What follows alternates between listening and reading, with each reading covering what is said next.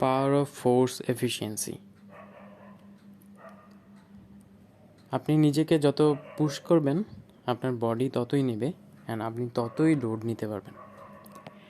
তো power of force efficiency সেটা হলো আপনি যদি নিজেকে ফোর্স করেন কোনো একটা ব্যাপারে প্রোডাক্টিভিটি জেনারেট করার জন্যে, দ্যাট রিয়েলি ওয়ার্কস। তো এটা ম্যাক্সিমাম সাকসেসফুল মানুষই নিজেদের ক্ষেত্রে করে। দেখবেন যে তারা খুব কম ঘুমায়, খুব স্ট্রাগল করতেছে, খুব হ্যাসেল করতেছে। এতে কী হইতেছে, তারা খুব কম সময়ে একটা ভালো একটা প্রোডাকশন জেনারেট করতে পারতেছে, ভালো একটা সিস্টেম দাঁড়া করাইতে পারতেছে, ভালো একটা প্রসেস দাঁড়া করাইতে পারতেছে, যেটা পরে নিজে নিজে সাস্টেইন করতে পারে।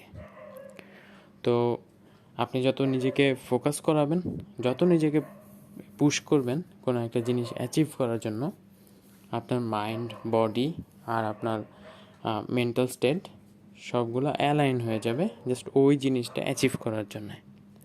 দেখবেন যে আস্তে আস্তে আপনার সারাউন্ডিংও আপনাকে সাপোর্ট করা শুরু করতেছে।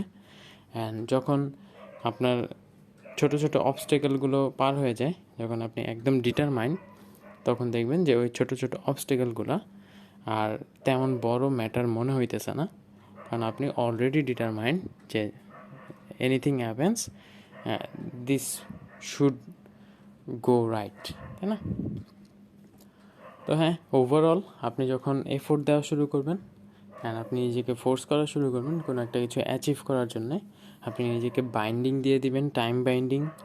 আপনি নিজেকে ওই অনুযায়ী প্ল্যান ক্রিয়েট করবেন অ্যান্ড ওই অনুযায়ী এফোর্ট দেওয়া শুরু করবেন। দেখবেন যে আপনি ইজিলি আপনার গোলগুলো অ্যাচিভ করতে পারতেছেন within a short span of time. তো power of force efficiency, it really works. And আপনি যতদিন পর্যন্ত না এটা ট্রাই করবেন ততদিন রিয়েলাইজ করতে পারবেন না যে এটার পাওয়ারটা কতটুকু। তো সব কিছুই একটা নির্দিষ্ট টাইমে অ্যাচিভ করা যায়। লাইক সব কিছুর একটা ম্যান আওয়ার আছে, তাই না? যে একটা জিনিস অ্যাচিভ করতে হলে কত ম্যান আওয়ার প্রয়োজন। সাপোজ আপনার নেক্সট যে গোলটা, ওটা অ্যাচিভ করতে হলে ম্যান আওয়ার প্রয়োজন হলো 1000 ম্যান আওয়ার। ম্যান আওয়ার কি?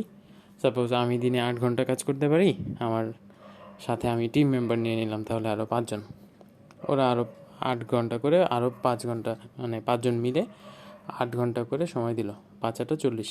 তাহলে আমার দিনে টোটাল সবাই মিলে কত ঘন্টা হইতেছে ম্যান আওয়ার? ওদের 40, আমার 48। তো এই 48 ঘন্টা আমার পার ডে তাহলে ম্যান আওয়ার ক্রিয়েট হইতেছে, তাই না? এইভাবে করে আমি তাহলে আমার গোলটা খুব সহজে অ্যাচিভ করতে পারতেছি। এখন সাপোজ আমি আমার ম্যান আওয়ার বাড়াই দিলাম, আমার টিমকে যদি আমি কনভিন্স করতে পারি ম্যান আওয়ার বাড়াইতে, দ্যাটস গুড। তাহলে আমি আমার নিজেরটা বাড়াই দিলাম। আমি যখন আমার ম্যান আওয়ার বাড়াই দিব, আমি যখন 8 ঘন্টার জায়গায় 10 12 14 16 ঘন্টা কাজ করতেছি, তখন আমার টিম অবভিয়াসলি মোটিভেটেড হয়ে যাবে টু ডু মোর। হ্যাঁ, ওরা হয়তো 8 ঘন্টার মধ্যেই আরও বেশি প্রোডাক্টিভিটি দিবে, 8 ঘন্টার মধ্যেই হয়তো 10 ঘন্টার ইকুইভ্যালেন্ট কাজ করবে, তাই না? এইভাবে করে আপনার গোলগুলো খুব কম টাইমে অ্যাচিভ হয়ে যাবে। অ্যান্ড যেহেতু ম্যান আওয়ারের উপর ডিপেন্ড করতেছে আপনার গোলটা অ্যাচিভ হওয়া, তো আপনি দেখবেন যে ওই টাইমের যে থ্রেশহোল্ডটা, ওটা খুব তাড়াতাড়ি ফিল আপ হয়ে যেতেছে। অ্যান্ড যেখানে আপনি হয়তো 2 মাসে ওইটা অ্যাচিভ করতেন, ওইখানে দেখবেন যে আপনার কয়েক সপ্তাহের মধ্যে ওইটা অ্যাচিভ হয়ে যেতেছে। তো এইভাবে আপনি গোলগুলোকে খুব তাড়াতাড়ি অ্যাচিভ করতে পারবেন যদি আপনি ওইভাবে নিজের ফোর্স করে এফিসিয়েন্সি বাড়ায় দেন। তো এটা ছিল মানে খুব প্রোডাক্টিভ একটা থট, যেটা আমি ট্রাই করি ফলো করতে। অ্যান্ড দেখবেন যে আমার ইউটিউব চ্যানেলে ভিডিওগুলো 1 সপ্তাহের চ্যালেঞ্জে বানানো হয়েছিল, যেটা দিয়ে এখন পর্যন্ত 1 বছর হয়ে গেছে প্রায়, মানুষজন ওটার থেকে বেনিফিটেড হইতেছে। আমি কিন্তু টোটালি ইনভলভ না ওইটাতে এখনও, তাই না? মাঝে মাঝে আমি যখন সময় পাই তখন ভিডিও দিতেছি, কিন্তু মেইন যে প্রোডাকশনটা হয়েছিল ওটা হয়ে গেছিলো কিন্তু ওই 1 সপ্তাহের চ্যালেঞ্জে। And you will see many things that I do with force efficiency. Best of luck and Allah Hafiz.